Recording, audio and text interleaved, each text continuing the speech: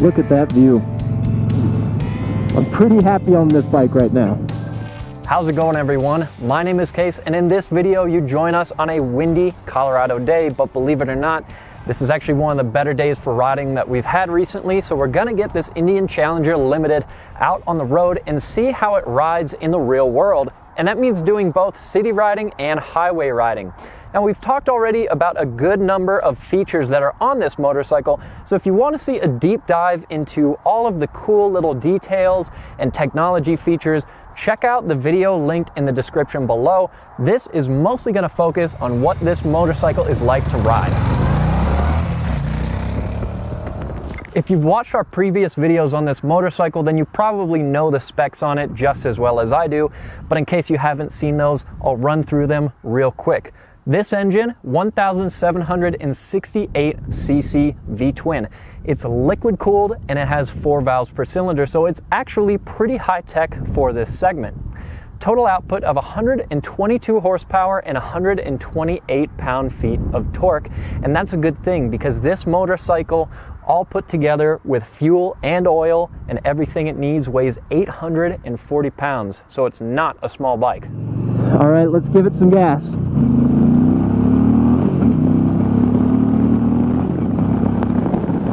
The transmission is super smooth. It takes very little effort to get into the next gear, which is nice. You don't have that really clunky feel when you snatch the next gear that you get with some other large motorcycles, but it feels nice. I can't complain. Now, here comes the first turn. Let's see how this bike leans. Wow. Well, that amount of lean is way too easy. Wow, I have to say, I'm not leaning it like crazy right now because the roads are cold and my tires are cold, and I really don't want to drop a $30,000 motorcycle, so I want to be careful with it, but it leans so easily, and you can really maneuver this bike surprisingly well for how large it is. I mean, look at that. I don't even think my Sportster can do that. Okay, right now I'm hiding behind the wind, and actually this bike is good for that because it's a massive, massive slab of metal. But I want to talk a little bit about comfort because this motorcycle isn't only about performance. Granted, it has a monoshock in the rear, it's got inverted forks, it's got dual Brembo brakes on the front, so there's definitely high performance components here, but at the same time, you still have a plush, supportive seat, and you have this footrest right here, and the rubber pad that your foot actually goes on isolates your foot from vibrations because, as you can see, there's a little bit of movement between this pad and the metal base that it's mounted to. Earlier, I went around this motorcycle and counted up the logos, and to be honest, I kind of lost count because there are at least 36 Indian logos on this motorcycle from everywhere, including footrests, the rear passenger foot pegs. It says it about 4 times on the hand grips. It says it on the seat, inside the bags. It's unbelievable how many Indian logos there are on this bike. But to be honest, I can't blame them for wanting to brand this motorcycle with their logo so much because it's actually a good looking bike. Even if you're not into baggers so much, as far as baggers go, even if they're not your style, this is not a bad looking motorcycle. Right now I'm wearing Alex's girlfriend's helmet and it's squeezing all the blood out of my head, so I really want this light to go green.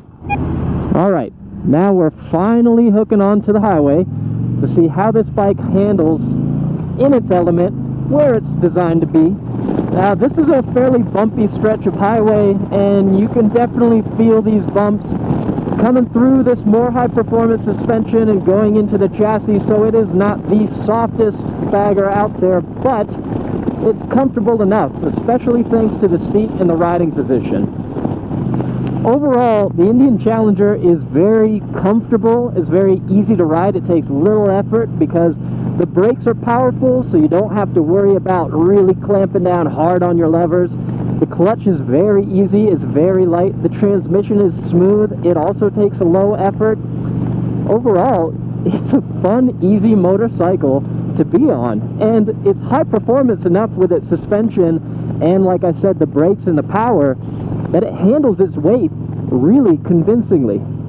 We have to talk a little bit about utility with this motorcycle because these are bikes that are meant to go long miles, be comfortable and usable for a long time, and one of the most important aspects of that is luggage capacity. Now, the great thing about the side storage in this motorcycle is that it locks automatically when you actually lock the motorcycle using the key fob. That makes them really convenient because you don't have to pull your key out of the ignition to use it.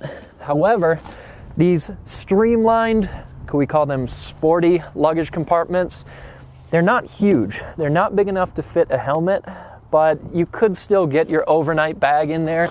Plenty of room for a change of clothes, toothbrush, whatever you need for maybe a week-long trip going down the highway.